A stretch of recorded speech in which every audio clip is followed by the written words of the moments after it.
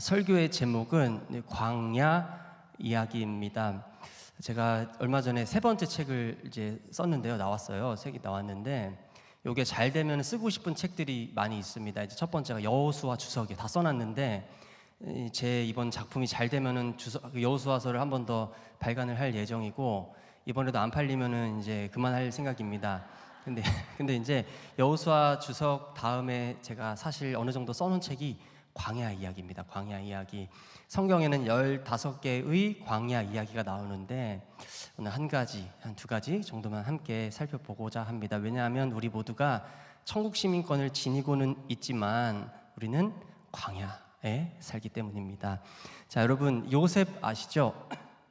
여러분 제가 예전에 한번 토론을 어떤 작은 프로그램인데 토론 대회 나가고 있는데 피드백을 어떻게 받았냐면 토론할 때 저에게 그런 모습이 있대요. 굉장히 얄밉대요. 제가 얄밉고 그래서 사람을 열받게 해서 그 이성을 마비시켜 제가 이긴다는 거예요. 제가 그런가요? 잘 몰랐는데 한숨교회 왔는데 어떤 누군가에게 조언을 저는 조언하는 거 진짜 안 좋아하는데 해주어야 할 때 너무 촌철살인을 한대요. 제가.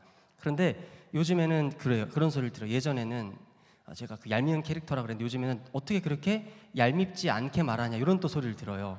너무 팩트 폭격을 하는데 얄밉지가 않대요. 그래서 내가 이상한 건가, 그렇게 말하는 목사님들이 이상한 건가 굉장히 두렵기는 합니다. 오늘도 좀 얄미울 수도 있는데 하나하나 여러분들의 생각을 제가 반박하고자 합니다. 여러분 요셉이라는 인물 잘 아실 거예요. 여러분 요셉이 교만한 사람이었나요? 그러니까 총리가 되기 전에 요셉이 교만했나요? 믿음이 부족했나요? 아니면 철이 부족했나요? 어떻게 생각하세요? 요셉이 좀 교만하고 철이 없는데 하나님께서 요셉을 쓰고 싶으셨잖아요. 그래서 그 교만함을 꺾으시려고 강제로 이집트에 보내셨을까요? 되게 그렇게 알고 있어요. 그래서 제가 아주 얄밉게 그걸 다 반박을 해볼게요. 자, 세 가지 이유 때문에 요셉의 어린 시절을 사람들이 비판을 합니다. 첫 번째, 요셉이 꿈자랑했대요. 꿈자랑한 거 나쁘다는 거예요. 진짜 자랑은 나쁜데 요셉이 했던 그 말이 진짜 자랑일지를 살펴볼 거고, 요셉이 고자질을 하잖아요. 아버지에게 말하려고 형들에게 막 찾아갔다. 고자질쟁이다. 진짜 과연 그럴까? 되게 얄밉게 막 이런 생각이 막 들어요. 세 번째, 요셉은 채색 옷을 입었다. 제가 좀 웃긴 얘기, 분위기 얼어붙었는데 제가 최근에 이 자켓을 샀어요. 당근에서. 근데 이제 이게 띠올이라고 이런 브랜드를 추천을 받아서 이게 잘 어울릴 것 같았는데 가짜 같아요. 이거 아무리 생각해도. 왔는데 떼고라 그랬는데 이게 다 뜯어져 있고 이래서 나는 명품과는 맞지 않는구나. 7만 원 주고 샀는데 가짜인 것 같아. 속았어요. 그래서 아무튼 그렇습니다. 그럼 제가 이게 진짜 띠얼이면 제가 욕 먹어야 되나요? 좋은 옷 입으면 안 되나요? 그러니까 하나하나 얄밉게 다 한번 반박을 해보겠습니다. 자, 요셉이 꿈자랑을 했다. 자, 창세기 37장 5절과 9절을 보면 요셉이 꿈을 꾸고 아버지와 형들에게 꿈 이야기를 막 합니다. 나 이러이러한 꿈을 꿨습니다. 5절에서 한번 말하고 9절에서 또 나 이러이러한 꿈을 꿨습니다. 고백을 해요. 이 고백 때문에 다 요셉이 꿈자랑하는 거다라고 생각을 합니다. 많은 사람들이. 그런데 그렇지가 않다는 말씀을 드립니다. 왜냐하면 요셉이 살던 시대의 꿈은 뭐였냐면 신이 계시하는 통로였어요. 여러분 이 당시에는 기록된 하나님의 말씀이 없었잖아요. 그러니까 그 당시 사람들은 어떻게 생각했냐면 누가 만약에 꿈을 꿨어요. 비상한 꿈을 꾸면 어떤 생각을 했냐면 신이 이렇게 말했구나. 그런 시대였다라는 거예요. 여러 꿈이 다 신의 계시는 아니겠지만 그렇게 해석하는 시대였다라는 거예요. 요셉도 비범한 꿈을 꿨죠. 그리고 꿈을 꿨는데 가족에게 말하지 않는다? 어떤 문제가 생기냐면 그 사람은 은큼한 사람이었습니다. 자기 혼자 신의 계시를 독차지하는 사람이었어요. 그러니까 이 당시는 어떤 시대였다? 내가 꿈을 꾸면 반드시 그 꿈에 대한 이야기를 가족에게 해 주어야 하는 상황이었다는 거죠. 그런 시대였다라는 거죠. 그리고 요셉이 우리 9절 한번 여기 아닌데 한번 다음 구절 있나요? 이사야랑 아마르 나가드 되어 있는 게 있나요? 아마르 나가드. 웃으면 제가 설명을 드리도록 하겠습니다.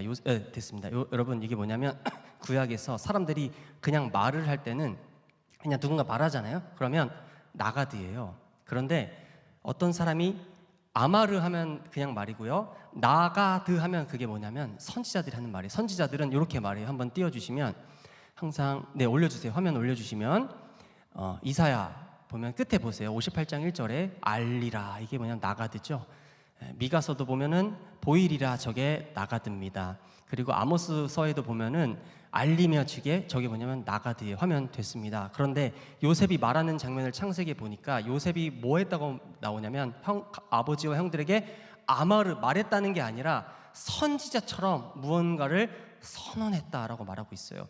사실은 창세기 기자가 이 요셉 이야기를 쓸 때 뭐라고 요셉을 어떻게 보고 있냐면 어린 요셉을 마치 선지자처럼 보고 있어요. 그래서 창세기 48장에 보면 요셉이 어떤 평가를 받냐면 하나님의 영에 감동된 자 이렇게 기록이 되어 있는 거예요. 그러니까 요셉이 꿈 자랑한 게 결코 아니고 가족에게 뭘 했다는 거예요? 하나님께서 주신 그 꿈을 가족에게 선언했다, 알렸다라는 거예요. 여러분 이제부터 기억하세요. 요셉은 결코 꿈을 자랑하는 사람이 아니었습니다. 자, 이제 두 번째입니다. 요셉이 형들 그 아버지에게 고자질을 하려고 세겜 갔던 이야기 아시죠? 아까 헤브론 그 자막을 한번 올려주시면 요셉과 그 모든 가족들은 헤브론에서 살고 있었습니다. 그런데 세겜으로 갔어요. 여러분 생각해 보세요. 아버지가 이렇게 가족과 함께 살고 있어요. 근데 형들이 일을 나갔네요. 근데 요셉은 일을 나가지 않았어요. 여러분 그런데 아무리 관종이라고 할지라도 80km에서 100km까지 장난삼아 가는 사람이 어디 있겠습니까? 그 고자질 좀 하겠다고 80km에서 100km까지 걸어가는 바보가 어디 있겠어요? 여러분 그러니까 요셉은 단순한 고자질을 하러 헤브론에서 형들이 있는 세겜까지 간 게 아니었습니다. 여러분 그리고 사실은 야곱이 먼저 요셉에게 요셉아 너 빨리 헤브론으로 가라 명령을 했습니다. 우리 한번 창세기 37장 13절 말씀 여러분들 한번 읽어주세요. 시작.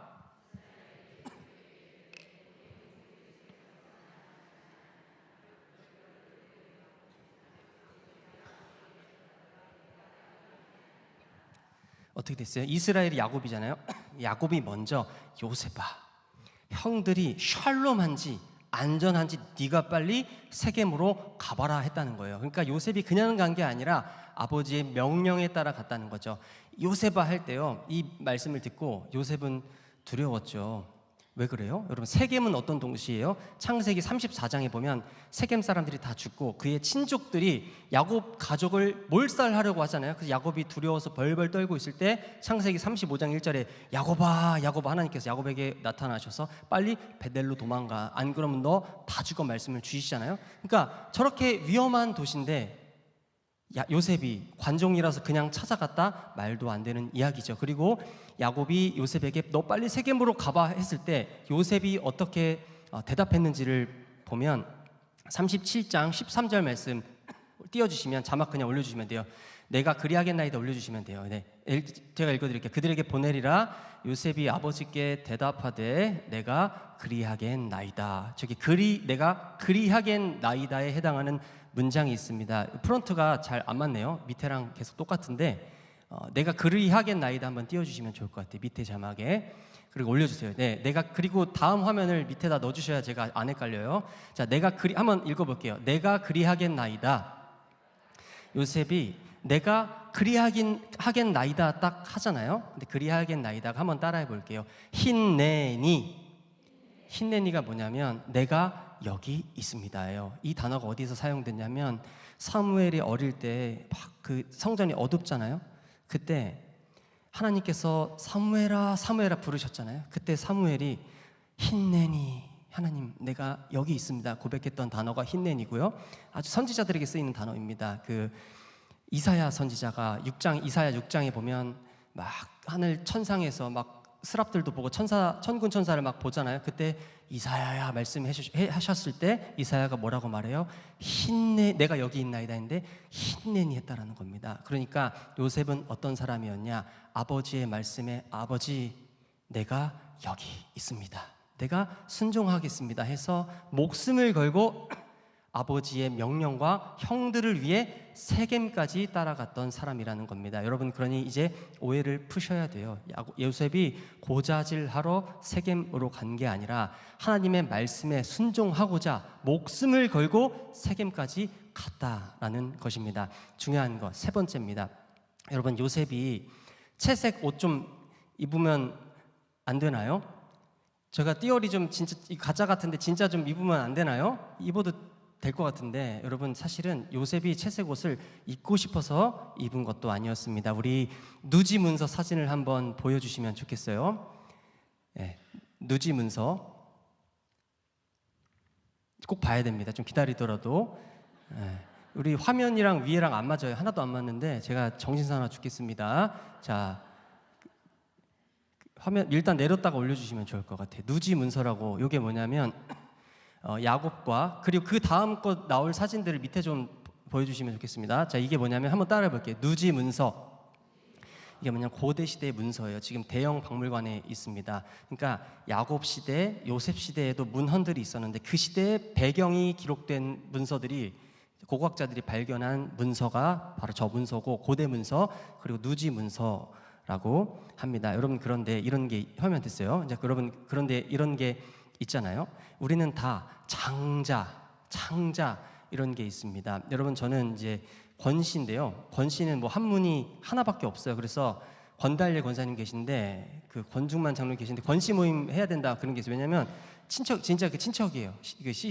종자라 그랬나? 그게 하나여가지고 종자라 그러나요? 뭐 그런 게 가문이나 뭐 그런 게 있죠. 죄송해요. 그 이상한 말인가요? 죄송합니다. 제가 국어를 건너뛰었잖아요. 제가 이제 축구하다가 갑자기 신학을 하는 사이에 이 중간 단락이 없어요. 이해해 주시고, 뭐 그런 게 있잖아요. 그래서 권 씨는 한파인데, 저희 아버지 같은 경우는 이제 기독교인인데 약간 반은 유교 사상이 있어요. 그래서 제가 딸라면 안 되는 그런 상황이었습니다. 그래서 꼭 아들을 낳아야 됐고, 아들을 둘이나 낳아서 제 아내가 굉장히 대우받고 뭐 그래요.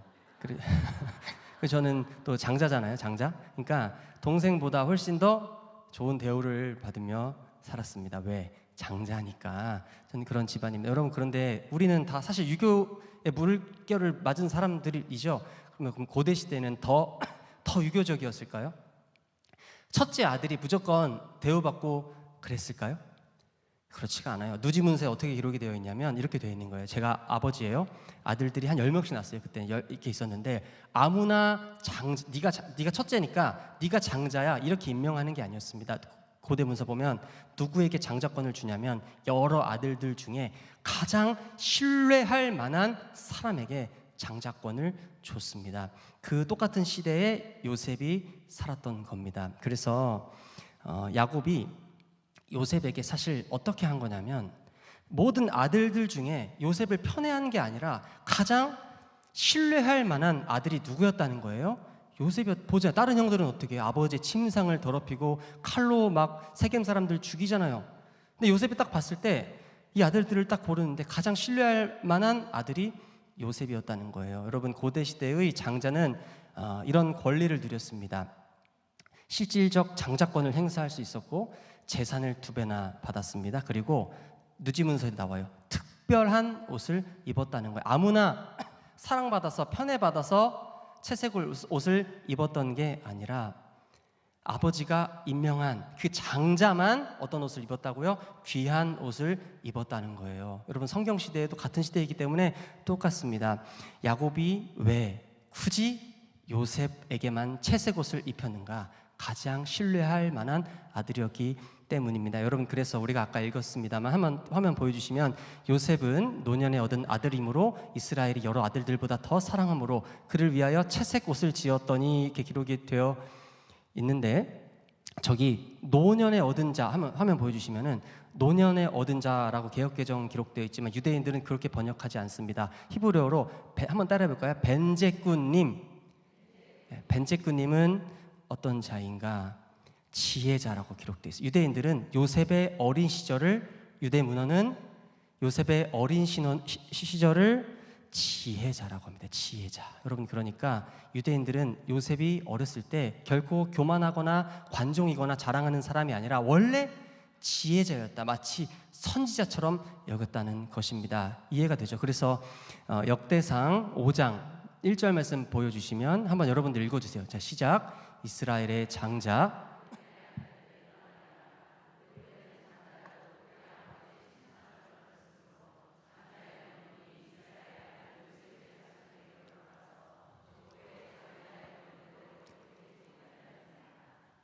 형제보다 뛰어나고 주권자가 유다에게서 났으니 명분은 요셉에게 있느니라. 아멘. 여러분, 그러니까 야곱이 어떤 행동을 했다는 거예요? 딱 봤는데 누가 가장 신뢰가 됐어? 요셉이 신뢰가 돼서 네가 이제 나의 장자다. 그리고 고대 시대 장자는 뭘 하냐면 재산만 2배 받는 게 아니라 모든 일을 다 해야 돼요.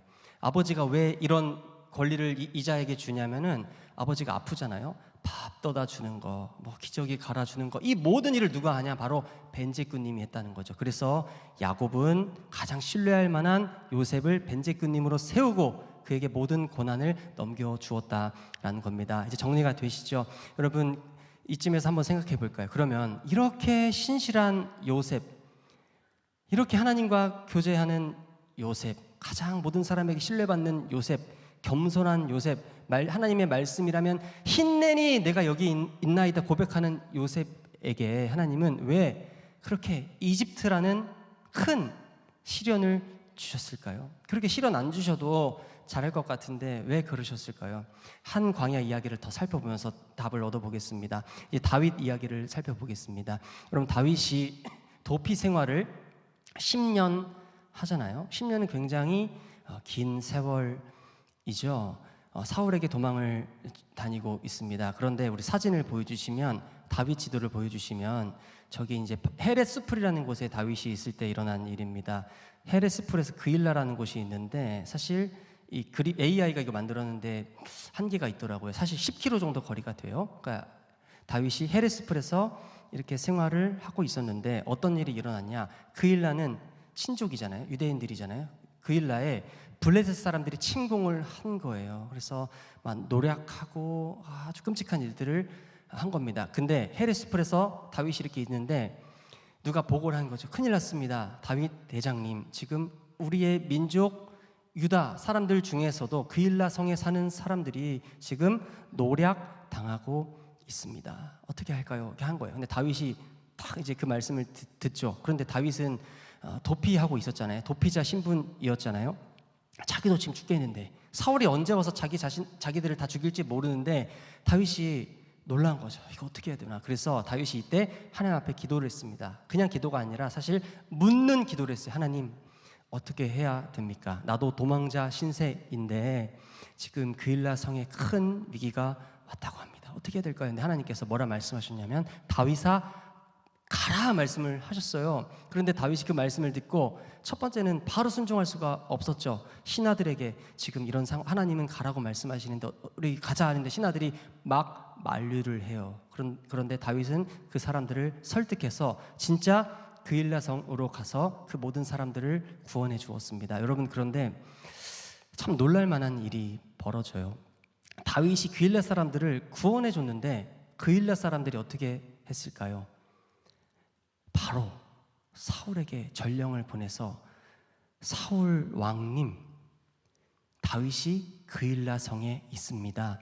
지금 빨리 가가지고 군대 이끌고 그일라 성에 가면 다윗 잡을 수 있습니다. 이게 어떤 사건이냐? 다윗이 첫 번째 광야 생활을 하고 있는데 광야 생활 중에 겪었던 첫 번째 광야 사건이죠.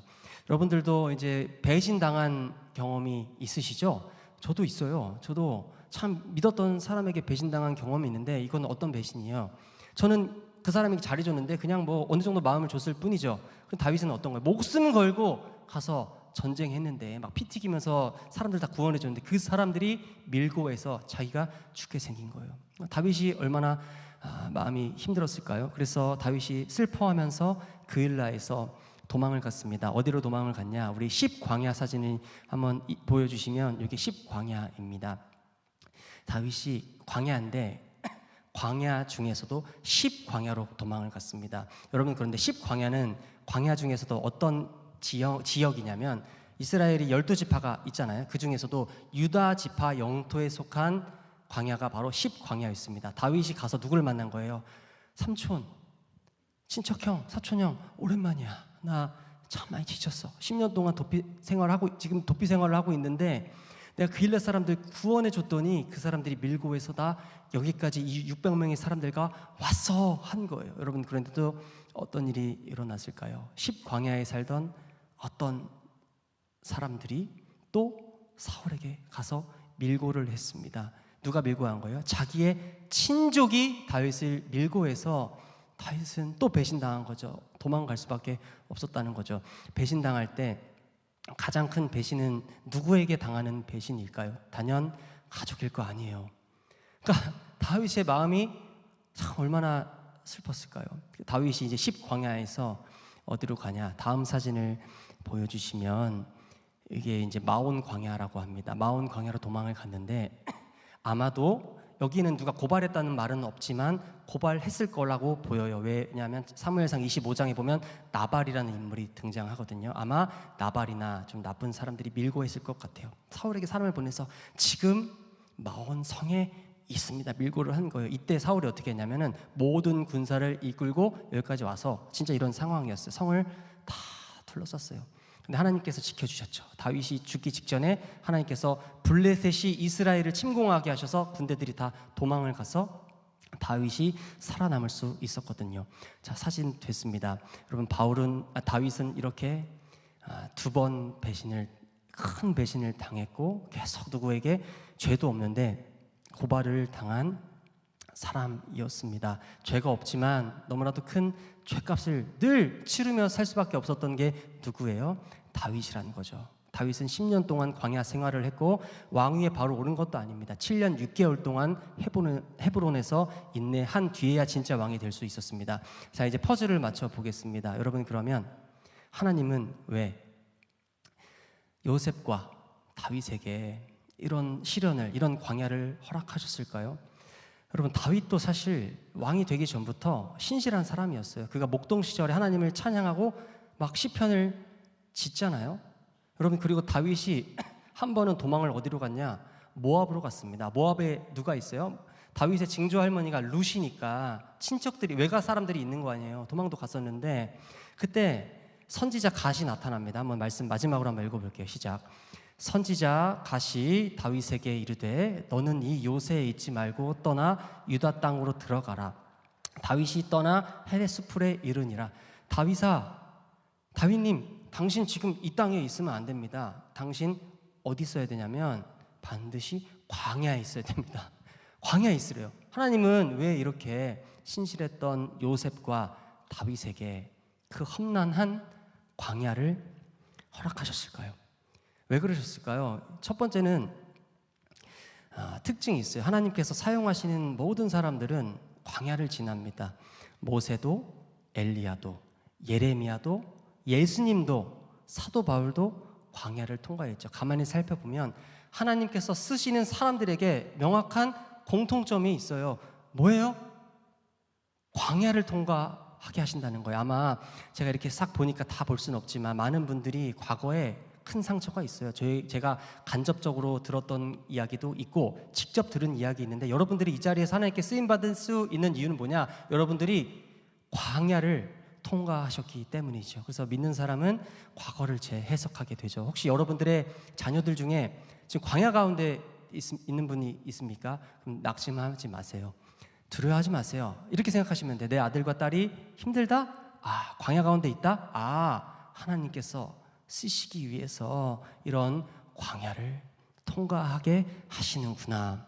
여러분, 제가 그 사교구 사역할 때 작년 1년밖에 없었지만은 제가 좀 깐족깐족되는 스타일이잖아요. 깐족되고 이렇게, 예를 들어 저는 이제 말로는 사랑이 전달되지 않는다고 생각을 해요. 그래서 어떤 액션을 보여줘야 되는데 푸주옥 같은 거 사주시면은 제가 이렇게 돌려요. 뭘 돌리냐? 파를 돌려요. 파.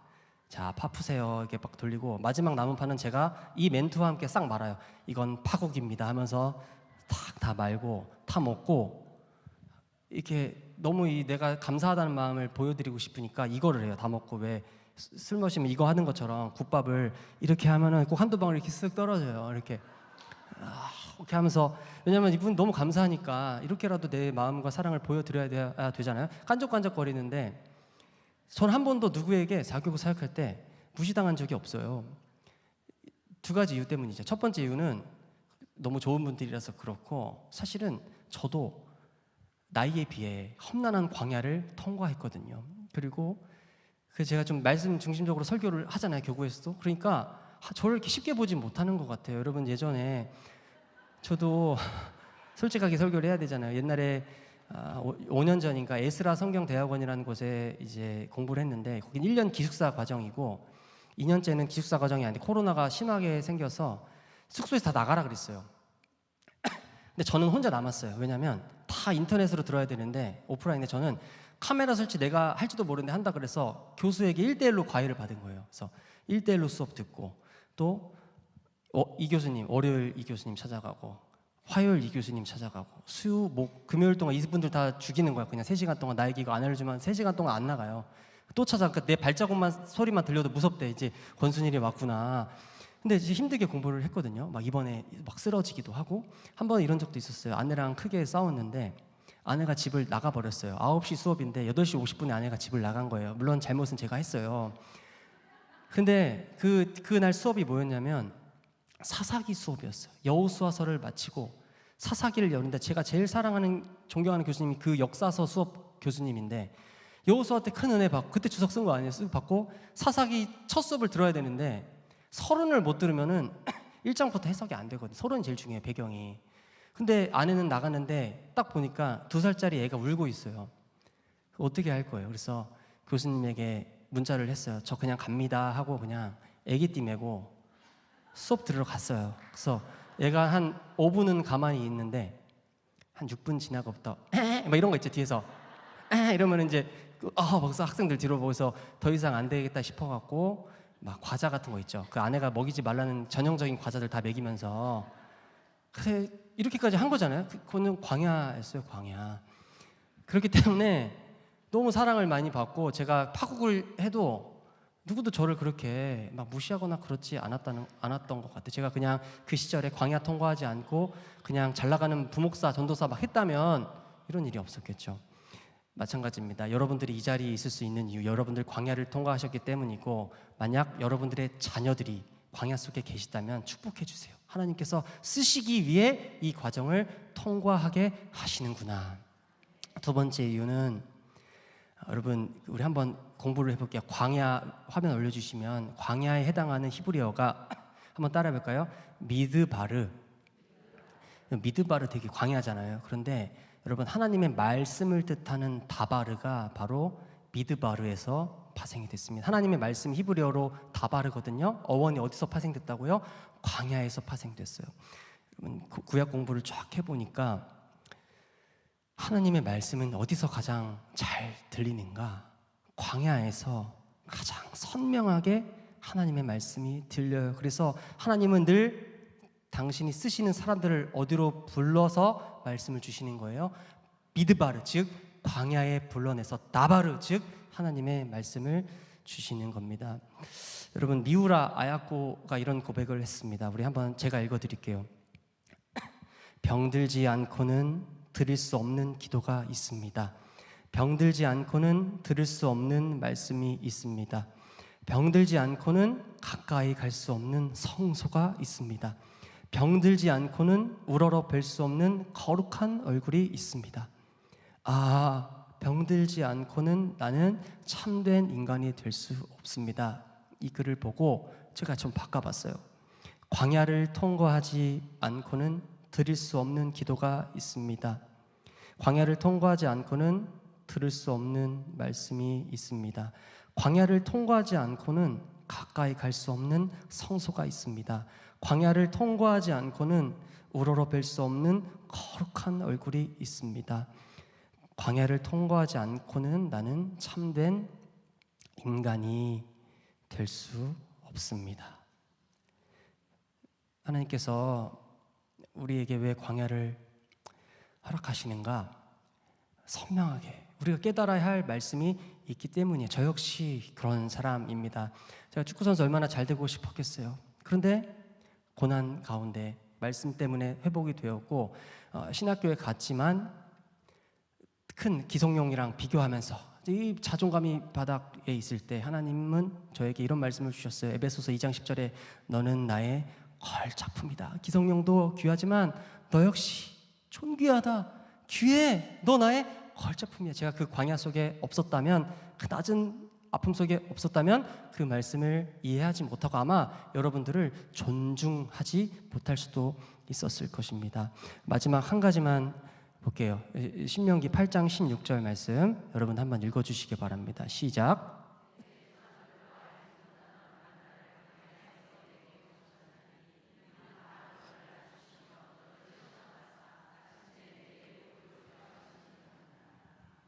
아멘. 저기 보면 아까 하이라이트 단어가 광야, 마침내, 그리고 복입니다. 하나님께서 모세에게 이렇게 설교하라고 말씀을 주신 거예요. 모세야, 너 가서 이렇게 설교해라. 네, 근데 어떤 말씀이냐면 내가 너와 이스라엘 백성에게 광야를 허락하는 이유가 있다. 뭐냐? 마침내 복 주려고, 마침내 웃게 하려고, 마침내 참된 행복을 주려고 내가 너희들에게 광야를 허락한다. 광야 없이는 그 누구도 참된 행복을 누릴 수가 없다. 여러분 이해가 되시죠? 광야 없는 축복 얼마나 부작용이 심한 축복일까요? 광야 없는 축복 저주로 바뀌는데 3일도 걸리지 않을 것입니다. 사랑하는 여러분, 하나님께서 우리에게 광야를 허락하신 명확한 이유를 마지막으로 발견했습니다. 마침내 우리에게 복 주시려고, 마침내 우리가 웃게 하시려고, 마침내 하나님께서만 주실 수 있는 기쁨과 윤택함을 누릴 수 있게 해 주시려고 우리에게 광야를 허락하신 줄 믿습니다. 여러분, 제가 첫째 날, 그 전도 예배 첫째 날 그런 설교를 했었습니다. 결국엔 웃게 하시는 하나님, 여러분 그런 하나님을 신뢰하시기 바랍니다. 저도 여러분도 다 우리가 광야 속에 살지만 하나님께서 우리에게 광야를 통과하게 하신 이유는 우리에게 마침내 복 주시려고 그런 광야를 허락하셨습니다. 우리 찬양하고, 제가 잘 모르는 찬양인데요, 그래도 한 30번 정도 연습하고 왔어요. 그래서 한번 같이 불러주시면 좋겠습니다.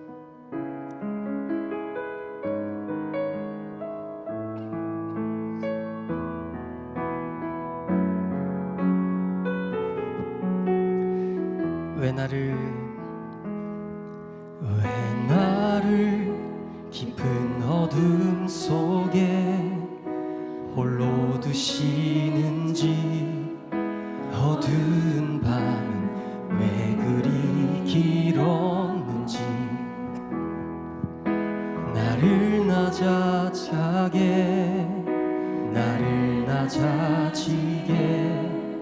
세상 어디도 기댈 곳이 없게 하셨네.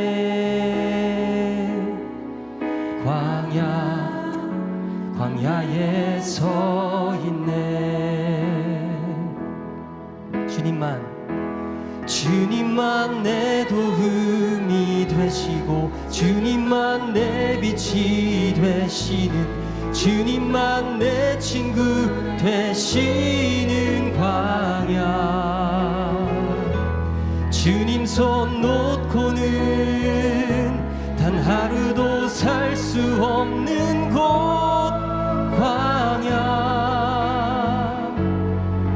광야에 서 있네. 한 번 더 찬양합니다. 왜 나를 깊은 어둠 속에 홀로 두시는지, 어두운 밤은 왜 그리 길었는지, 나를 낮아지게 세상 어디도 기댈 곳이 없게 하셨네. 광야에 서 있네. 주님만 내 도움이 되시고, 주님만 내 빛이 되시는, 주님만 내 친구 되시는 광야. 주님 손 놓고는 단 하루도 살 수 없는 곳 광야. 마지막으로 두 손 높이 들고 찬양합니다. 주님만 내 도움이 되시고, 주님만 내 도움이 되시고, 주님만 내 빛이 되시는, 주님만 내 친구 되시는 광야. 주님 손 놓고는 단 하루도 살 수 없는 곳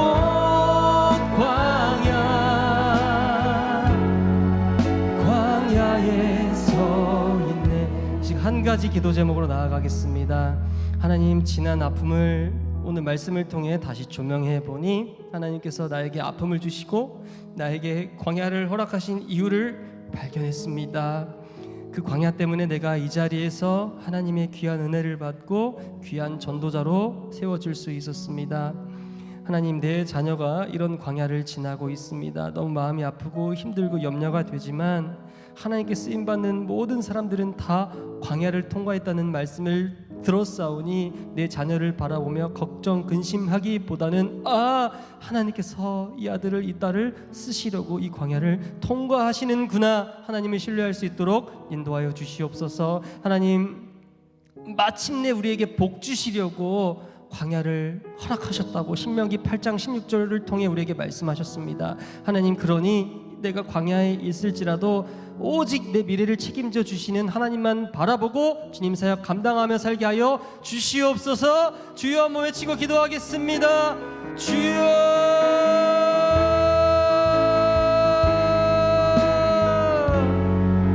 주여. 아버지 하나님, 내 과거가 재해석되었습니다. 내가 참 아팠지만 그 아픔이 있었기 때문에 이 자리에 있을 수 있고, 그 아픔이 있었기 때문에 나처럼 아픈 사람을 위로하고 그 사람을 다시 세울 수 있게 되었습니다. 하나님, 내가 진짜 힘들었고 진짜 아팠지만은 그럼에도 그게 하나님의 은혜 속에 있었다는 고백을 주님 앞에 올려드립니다. 하나님, 내 자녀가 이런 광야에 있습니다. 내 아들이, 내 딸이 이런 아픔 가운데 광야 속에 있습니다. 그러나 말씀을 비춰보니 하나님께서 쓰시는 모든 사람들은 다 광야를 통과했습니다. 내 아들도 내 딸도 이렇게 힘들지만 이제는 더 이상 그들을 바라보며 낙심하고 염려하는 것이 아니라 하나님께서 요셉처럼, 다윗처럼, 엘리야처럼, 예레미야처럼, 심지어 사도 바울처럼 쓰시려고 이런 광야를 통과하게 하시는구나 깨닫고 주님만 바라볼 수 있도록 인도하여 주시옵소서. 하나님, 여기 계신 분들 가운데 진짜 광야 속에 살고 있는 분들이 있습니다. 하나님, 그러나 신명기 8장 16절을 통하여 우리에게 광야를 허락하신 이유는 마침내 복 주시려고, 마침내 참된 기쁨과 안식과 윤택을 주시기 위해서 우리에게 광야를 통과하신다고 말씀하셨사오니 하나님, 그 말씀 붙잡고 이 광야 같은 현실 속에서도 주님을 바라보고 주님을 위해 살아갈 수 있도록 여기 계신 모든 예배자들을 주여 붙잡아 주시옵소서. 아버지여,